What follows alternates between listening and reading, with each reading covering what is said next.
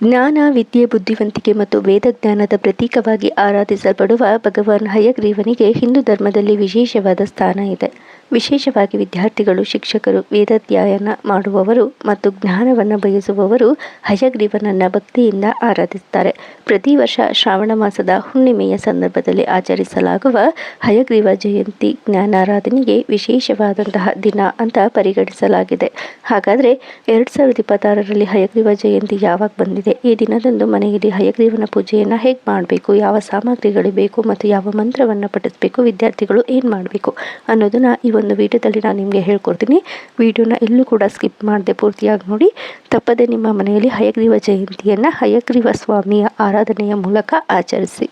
2026ರಲ್ಲಿ ಹಯಗ್ರೀವ ಜಯಂತಿ ಇದೇ ಆಗಸ್ಟ್ 28 ಶ್ರಾವಣ ಹುಣ್ಣಿಮೆಯ ದಿನ ಬಂದಿದೆ. ವಿಶೇಷವಾಗಿ ಎಲ್ಲ ವರ್ಷವೂ ಕೂಡ ಹಯಗ್ರೀವ ಜಯಂತಿಯನ್ನು ಶ್ರಾವಣ ಮಾಸದ ಹುಣ್ಣಿಮೆಯ ದಿನದಂದೇ ಆಚರಿಸಲಾಗುತ್ತೆ. ಹಾಗಾಗಿ ನಿಮ್ಮ ಸ್ಥಳೀಯಲ್ಲಿ ಯಾವಾಗ ಹುಣ್ಣಿಮೆ ಬರುತ್ತೋ ಆ ದಿನ, ಅಂದರೆ ಶ್ರಾವಣ ಮಾಸದ ಹುಣ್ಣಿಮೆಯ ದಿನ ನೀವು ಯಾವಾಗ ಆಚರಿಸ್ತೀರ ಆಗ ನೀವು ಹಯಗ್ರೀವ ಜಯಂತಿಯ ಆರಾಧನೆ ಅಥವಾ ಪೂಜೆಯನ್ನು ಕೂಡ ನೀವು ಮಾಡಬೇಕು.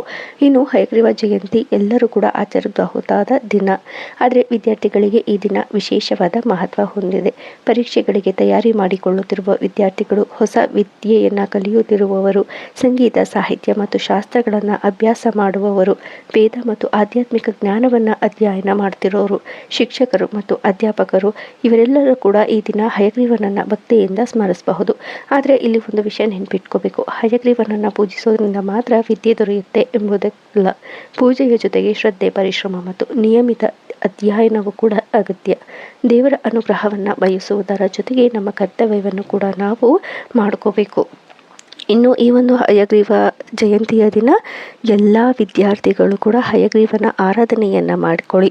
ನಿಮ್ಮ ಮನೆಯಲ್ಲಿ ಸಣ್ಣ ಮಕ್ಕಳಿದ್ರೆ, ಚಿಕ್ಕ ಮಕ್ಕಳಿದ್ರೆ, ಸ್ಕೂಲ್ಗೆ ಹೋಗ್ತಿದ್ರೆ ಅಂತಹವರಿಗೆ ನೀವು ಬೆಳಗ್ಗೆನೆ ನಿಮ್ಮ ದೇವರ ಮನೆಯಲ್ಲಿ ಹಯಗ್ರೀವ ಸ್ವಾಮಿಯ ಫೋಟೋವನ್ನು ಇಟ್ಟು ಪೂಜೆಯನ್ನು ಮಾಡಿಸಿ, ಫೋಟೋ ಇಲ್ಲ ಅಂತ ಅಂದರೆ 2 ದೀಪಗಳನ್ನು ಹಚ್ಚಿ ಅಲ್ಲಿಯೇ ನಿಮ್ಮ ಮಕ್ಕಳ ಒಂದು ವಿದ್ಯಾಭ್ಯಾಸಕ್ಕೆ ಸಂಬಂಧಿಸಿದಂತಹ ಪುಸ್ತಕ, ಪೆನ್ನು ಎಲ್ಲವನ್ನು ಕೂಡ ಇಟ್ಟು ಮಕ್ಕಳಿಂದ ಪೂಜೆಯನ್ನು ಮಾಡಿಸಿ ನೀವು ಈ ಒಂದು ಹಯಗ್ರೀವ ಜಯಂತಿಯನ್ನು ನೀವು ಸ್ಮರಿಸಬಹುದು.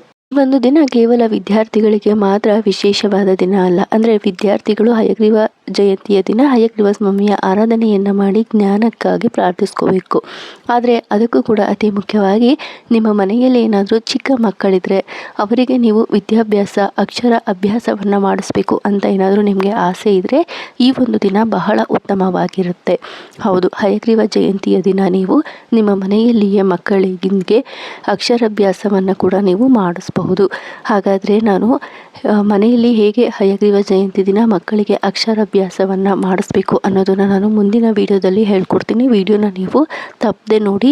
ಅದರಿಂದ ನಿಮ್ಮ ಮಕ್ಕಳ ಅಕ್ಷರಾಭ್ಯಾಸವನ್ನು ನೀವು ಮನೆಯಲ್ಲಿಯೇ ಯಾವುದೇ ಖರ್ಚಿಲ್ಲದೆ ಸುಲಭವಾಗಿ ಮಾಡ್ಕೋಬಹುದು.